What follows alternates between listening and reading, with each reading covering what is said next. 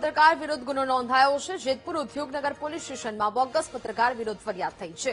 સાડીના કારખાનામાં તોડ કરવા જતા માલિકે ફરિયાદ નોંધાવી છે। અજય જાદવ અને વિજય પરમાર નામના શખ્સો વિરુદ્ધ ફરિયાદ નોંધાઈ છે। સ્થાનિક ન્યૂઝ ચેનલ ચલાવતા અજય જાદવ વિરુદ્ધ પણ ફરિયાદ નોંધાઈ છે।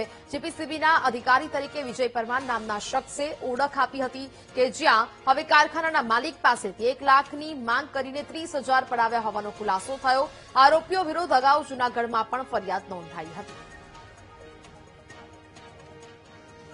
આ અજયભાઈ જાદવ જે છે આ ત્યાં એક local social media news channel ચલાવે છે અને વિજય વર્માની ઓળખ આ જીપીસીબીના અધિકારી તરીકે આપી અને આમ કરીને એ અરજદારને 1 લાખ રૂપિયા આપવા માટે એ ખંડણી ના આપો, નહીં તમારી અહીંયા કમ્પ્લેન કરીશ, જીપીસીબીના અધિકારી તરીકે તમારા ઉપર એટલો હું દંડ કરીશ, ગુનો દાખલ કરી દઈશ, તમારો કારખાનો બંધ કરાવી દઈશ, એવી ધમકીઓ આપીને પછી આ ધાક ધમકી આપીને 30,000 રૂપિયા આનાથી કઢાઈ લીધેલ।